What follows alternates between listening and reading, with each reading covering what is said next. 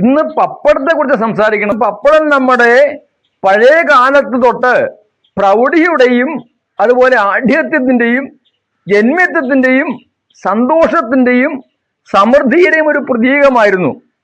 അന്നൊക്കെ ഓണത്തിനും വിഷുവിനൊക്കെയാണ് പപ്പടം ഉണ്ടാവുക.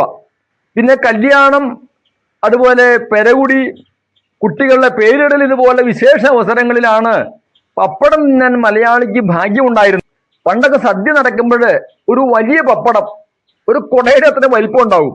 അത് കാച്ചി വളരെ ഉയരത്തിൽ കെട്ടിത്തൂക്കും. അതിന്റെ വലിപ്പം കണ്ടാൽ അറിയാം ആ സദ്യ എത്ര കേമമാണെന്നുള്ളത്. മരണാനന്തരമുള്ള 16 അടിയന്തരത്തിനും 15 അടിയന്തരത്തിനും പപ്പടം ഉണ്ടാവില്ല. കാരണം സന്തോഷത്തിന്റെ ഒരു അവസരമല്ലല്ലോ, ദുഃഖം നിറഞ്ഞൊരു സദ്യ ആയതുകൊണ്ടാണ് അവിടുന്ന് പപ്പടം ഒഴിവാക്കണത്. പക്ഷെ 17 പപ്പടം ആവാം എന്നുകൂടെ. എന്റെയൊക്കെ ചെറുപ്പത്തിലെ പപ്പടം കടകളിൽ വിൽക്കുന്ന ഏർപ്പാടില്ല, മേടിക്കാൻ കിട്ടില്ല. ഓണക്കാലൊക്കെ ആകുമ്പോൾ ചന്തയിൽ പപ്പടം വരും. അവിടെ പണ്ടാര സമുദായത്തിൽപ്പെട്ട ആളുകളാണ് കൊണ്ടുവന്നിട്ട് വിൽക്കണത്. അതുപോലെ വിഷു, ഓണം തുടങ്ങിയ അവസരങ്ങളിൽ അവർ നമ്മുടെ വീട്ടിൽ വരും. വീട്ടിൽ വന്ന് നമുക്ക് എണ്ണിത്തരിക ചെയ്യണത് ആണ്. അതിനകത്ത് ആകെയുള്ളത് ശുദ്ധമായിട്ടുള്ള ഉഴുന്ന്, പിന്നെ നല്ല വെളിച്ചെണ്ണ കുറച്ച് ചേർക്കും. അതുപോലെ അത് ഒട്ടിപ്പിടിക്കാതിരിക്കാൻ വേണ്ടി അരിയുടെ പൊടി ഉപയോഗിക്കും. മാത്രമേ ഉള്ളൂ. ശുദ്ധമായ വെളിച്ചെണ്ണയിലാണ് ഇത് വറുത്തെടുക്കണത്. അല്ലെങ്കിൽ അടുപ്പിൽ ചുട്ടെടുക്കുക. അന്ന് ഗ്യാസല്ലല്ലോ, അടുപ്പുണ്ട് ധാരാളം. അപ്പൊ അടുപ്പ് ചുട്ട് തിന്നുക. അപ്പോൾ കിട്ടുന്ന പപ്പടം എന്ന് പറഞ്ഞ സാധനം ശുദ്ധമായ സാധനമാണ്. അത് 1, 2, 3 കഴിച്ചാലും നമ്മളുടെ ശരീരത്തിന് യാതൊരു ദോഷമില്ലാത്ത സാധനമായിരുന്നു. പക്ഷെ ഉഴുന്ന് ചേർന്ന സാധനം വെളിച്ചെണ്ണയിൽ പൊരിച്ചിങ്ങനെ കൂടുതൽ കഴിച്ചാൽ എത്ര ആരോഗ്യമുള്ളവരുടെ ആരോഗ്യവും കുറഞ്ഞു പോകും. പക്ഷെ സ്ഥിരം കഴിക്കാത്തതുകൊണ്ട് ഒരു പ്രശ്നം ഉണ്ടായിരുന്നില്ല.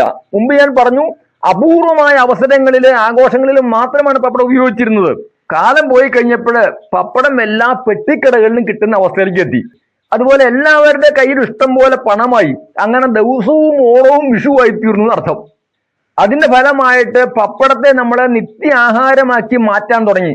ഊണുണ്ടോ പപ്പടം വേണമെന്ന് നിർബന്ധമായി തീർന്നു. അതുപോലെ പുട്ട് കഴിക്കുമ്പോൾ പുട്ടിനോടൊപ്പം പപ്പടം കൂടി കുഴച്ച് കഴിക്കുന്ന ഒരു ശീലവും നമ്മൾ ആവിഷ്കരിച്ചു. ഇതിന്റെയൊക്കെ ഫലമായിട്ട് അമിതമായിട്ട് പപ്പടം ഉള്ളിച്ചെല്ലാൻ തുടങ്ങി.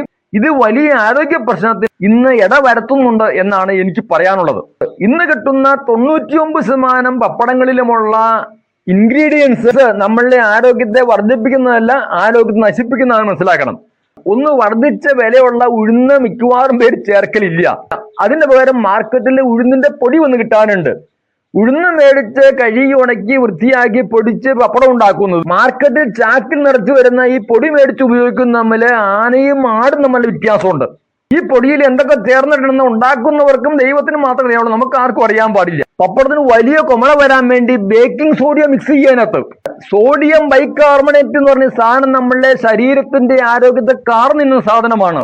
നമുക്ക് പ്രഷർ വർദ്ധിക്കും. അതുപോലെ കിഡ്നി പ്രോബ്ലംസ്, കിഡ്നിയുടെ രോഗങ്ങളെ എല്ലാം വർദ്ധിപ്പിക്കും. ന്യൂറോപ്പതിയെ വർദ്ധിപ്പിക്കും. ഹൃദ്രോഗമുണ്ടെങ്കിലോ ത്വക്ക് രോഗമുണ്ടെങ്കിലോ അതെല്ലാം വർദ്ധിക്കാൻ ഈ സോഡിയം കാർബണേറ്റ് കാരണമായി തീരും.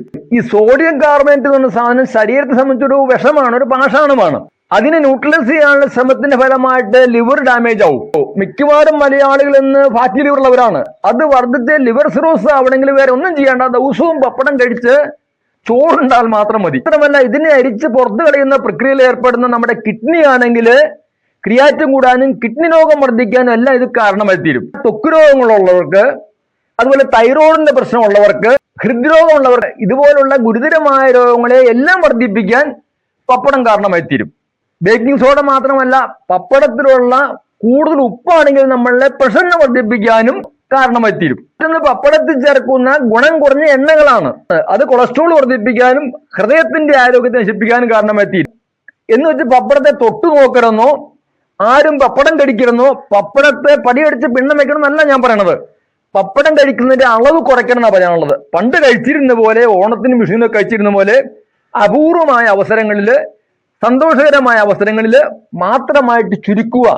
അങ്ങനെ അകത്തേക്ക് ചെല്ലുന്ന വിഷത്തിന്റെ അളവ് പരമാവധി കുറയ്ക്കുക. ഈ കാര്യത്തിൽ മലയാളികൾ ശ്രദ്ധിക്കണം എന്നാണ് എനിക്ക് പറയാനുള്ളത്. ഇങ്ങനെ നമ്മളുടെ ആരോഗ്യത്തെ കാത്തു സൂക്ഷിക്കാനുള്ള അനവധി അറിവുകൾ മൂവാറ്റ സുഖജീവൻ നേച്ചർ സെന്ററിന്റെ ഷുഗർ റിവേഴ്സ് ഓൺലൈൻ കോഴ്സിൽ കൂടി ഞാൻ പങ്കുവെച്ചു തരുന്നുണ്ട്. നിങ്ങൾക്കതെല്ലാം പഠിക്കാനും ജീവിതത്തിൽ പകർത്താനും ആരോഗ്യത്തോടെ ജീവിക്കാനും സാധിക്കും.